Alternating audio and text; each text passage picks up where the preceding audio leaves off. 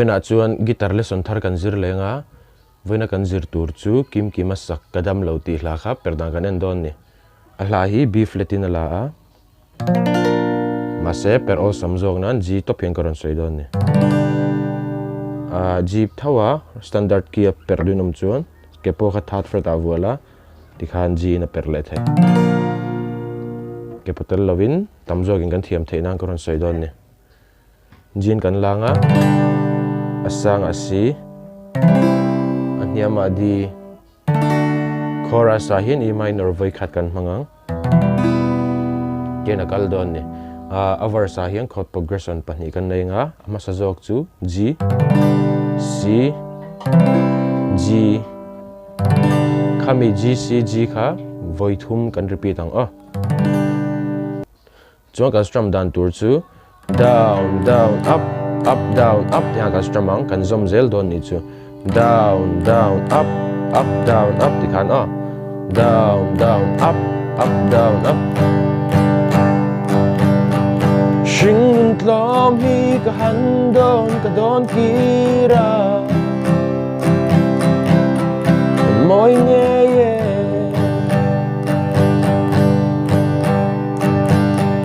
tur ni puilen kolan eng riaye silung min le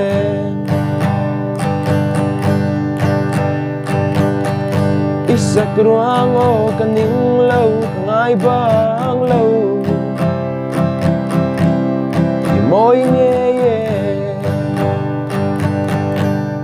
kami thleng kha first progression ania nga second a chuan G C D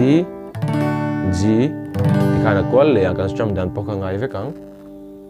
ilim thao kaning lâu ka thir bang lâu sui lung min le tikana verse kalang chuan a chorus a hian chord progression pani kan nei lenga masajoka chuan D E minor C D tikana kualanga kan strum dan poka down down up up down up thau kan mang leang min don lo ten an liam pia lei thim an bel mo chuan second progression na chuan C D G kana kual leang kadam lo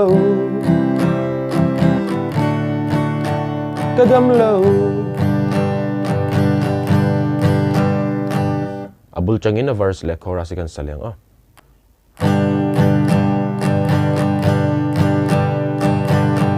shing nin tlom hi ka handon ka don kira an moi ngei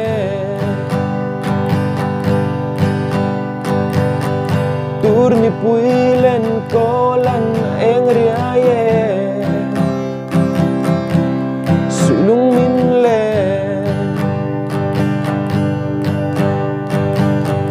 isak ruang o kaning lâu ngai bang lâu moi ngei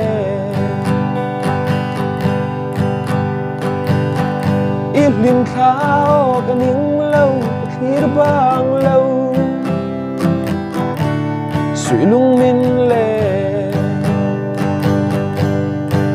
min don lâu ten an liam pia lei thim an bel mo kadam lo kadam lo kadam lo kadam lo tikhan khami chord progression mang le khami strumming pattern mang khan hlawkpui chu chuang vek don ni ole khati jong kha tun chuba guitar lesson kan zir thei chu ni sela heka video try tia hlawkpui nei lo nei ni chuan khongen mi lo like mi lo subscribe ve don nia guitar lesson le peka kan in hule cheu don nia